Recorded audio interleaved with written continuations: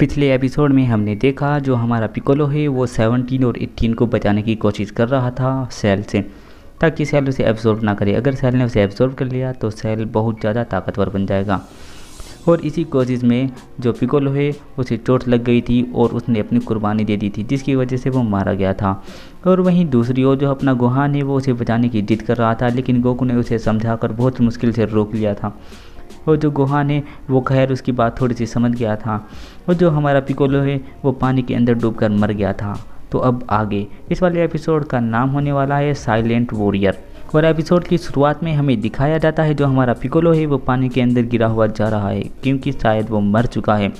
और हमें दिखाया जाता है गोहान जो कि रुके उतारता है और कहता है कि हम यहाँ क्या कर रहे हैं, हमें उसकी मदद करने के लिए जाना होगा। और तभी वो अपना ओरा बढ़ाता है और वहाँ से उड़कर जाने लगता है। गोकू उसे मुक्का मारता है और कहता है कि तुम बेवकूफ़ हो गए क्या, अगर हम वहाँ गए तो हम मर जाएंगे।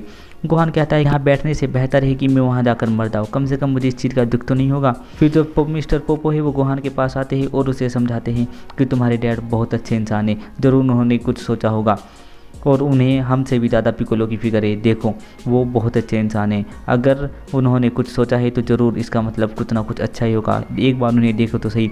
गोहान देखता है कि गोकू के चारों तरफ एक पीले कलर का और आ रहा है और गोकू कुछ कंसंट्रेट कर रहा है। और गोहान ये देखकर शौक रह जाता है और माफ़ी मांगता है कि डैड मुझे माफ़ कर दो। जो गोकू है वो कहता है कि गलती तुम्हारी नहीं है, मैंने ही तुम्हें ज़ोर से मार दिया था, कोई बात नहीं। फिर हमें सेल दिखाया जाता है। जो सेल है वो बोलता है कि अरे पिकोलो को मारने के बाद मुझे बहुत सुकून सा मिल रहा है, बहुत ही मज़ा आ रहा है। फिर तभी जो सेल है वो चलता हुआ आता है 17 की ओर और कहता है कि हे 17, ये जगह तुम्हें सही लग रही है ना, ये बिल्कुल परफेक्ट है, ये ऐसी होनी चाहिए थी।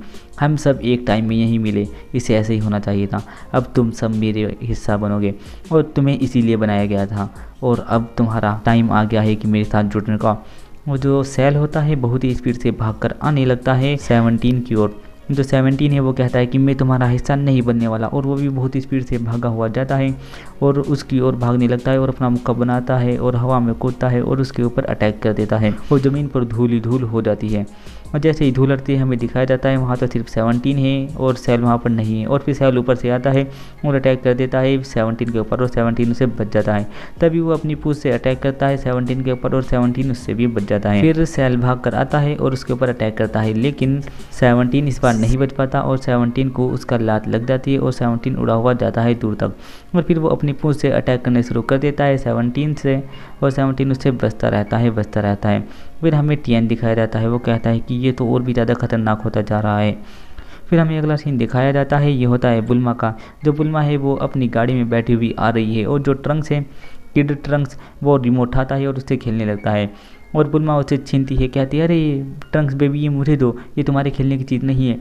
तभी जो किड ट्रंक्स है वो रोना शुरू कर देता है और बुल्मा कहती है अच्छा तो तुम्हें मेरे सेल फोन से खेलना है, ये लो इससे तुम खेल सकते हो। फिर बुल्मा उसे अपना फ़ोन दे देती है और वो उसे खेलने शुरू कर देता है।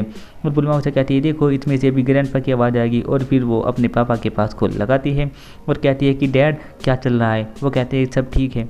और फिर ट्रंक्स उसकी आवाज़ सुनकर हंसने लगता है। फिर अगला सीन दिखाया जाता है, ये होता है मास्टर रोशी का। वो कहते हैं कि बुल्मा तुम्हारे पास ट्रंक्स आ रहा है और तुम्हारा फ़ोन इतनी देर से बिजी क्यों जा रहा था। बुल्मा माफ़ी मांगती है और वो बताते हैं कि तुम्हारे पास क्रिलिन आ रहा है रिमोट लेने के लिए, क्योंकि वो तुम्हारे डैड से ज़्यादा तेज आ सकता है। बुल्मा कहती है अच्छा ऐसी बात है तो फिर एक रेस हो जाए। मास्टर रोशी कहते हैं रेस तो भले ही हो जाए लेकिन फिर भी तुम्हें उसका ध्यान रखना, कभी वो तुम्हारे साइड से निकल कर चला जाए। बुल्मा कहती है टेंशन मत लो, मैं उसका ध्यान रखूँगी। फिर हमें अगला सीन दिखाया जाता है, जो 17 है वो घिरता हुआ आता है और सेल उसके ऊपर अटैक कर रहा होता है। 17 ज़मीन पर पड़ा रहता है और जो सेल है उसके ऊपर एक के बाद एक अटैक कर रहा होता है। फिर सेल उसे उठाता है हवा में और उसे बहुत जोर का मुक्का मारता है, जिससे कि जो 17 होता है वो ज़मीन पर गिर जाता है। और सेल उसे अपने पैर से पतला देता है और वो रुक के उतारने लगता है 17 बहुत ज़्यादा, उसे बहुत ज़्यादा दर्द हो रहा होता है और उसके मुँह से खून भी निकल रहा होता है। और जो सेल है वो कहता है कि मैंने तुम्हें दर्द देने के लिए कभी नहीं कहा था, मैं तो सिर्फ आराम से तुम्हें अपना हिस्सा बनाना चाहता था।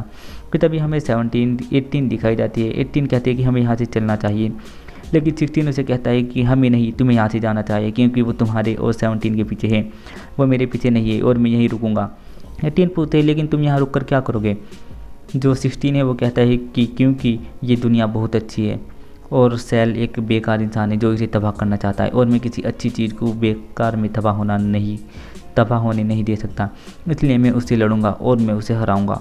और ये क्या कर 16 वहाँ से चलने लगता है और 18 उसे कहती है कि पर क्यों।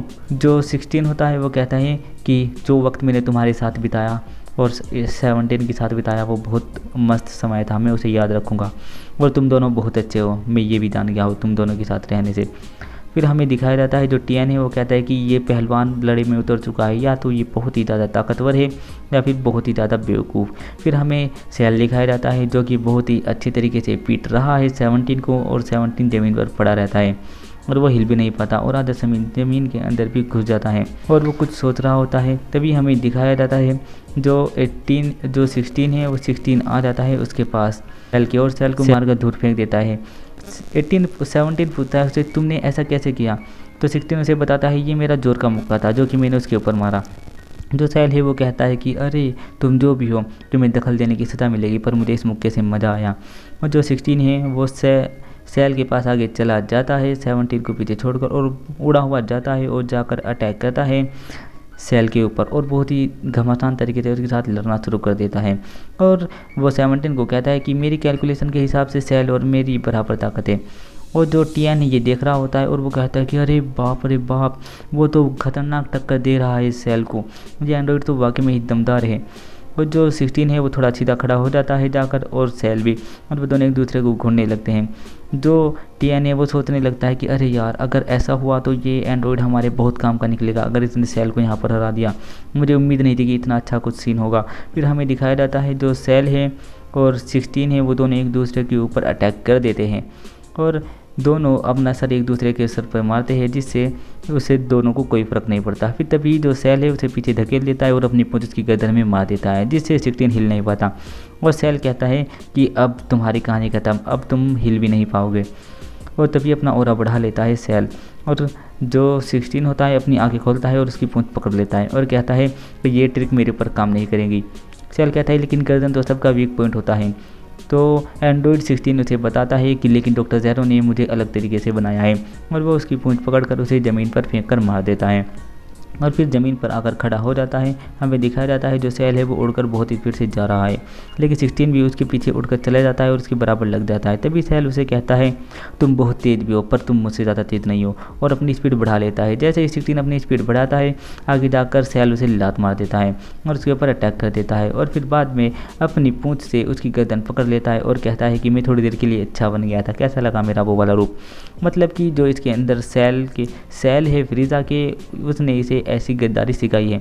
और फिर तभी जो 16 होता है अपनी आंखों से लेजर मारता है और उसकी पूंछ से उसकी गर्दन बंदी होती है वहाँ से हट जाता है और सेल को वो ज़मीन पर फेंक देता है। और जो 16 होता है जाकर उसकी पूंछ पर पैर रखता है और अपने दोनों हाथों से उसकी पूंछ को पकड़ लेता है और पकड़ कर खींच देता है जिसकी वजह से उसकी पूंछ टूट जाती है और फड़कने लगती है।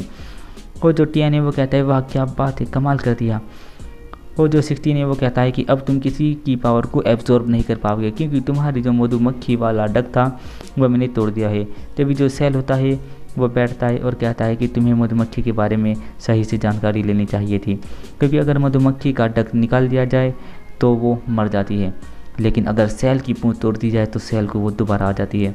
मेरे अंदर कुछ सेल पिकोलो की भी है जिसकी वजह से मैं रीजनरेट कर सकता हूँ। कहो ना कहो जो नेमी के बहुत ही कमाल के लोग होते हैं मुझे वो बहुत ज़्यादा पसंद है क्योंकि उनकी वजह से मेरे पास बहुत ज़्यादा काबिलियत है। और ये वाला एपिसोड यहीं पर ख़त्म हो जाता है। तो दोस्तों मैं मिलता हूँ आपसे अगले एपिसोड में, तब तक के लिए बाय बाय।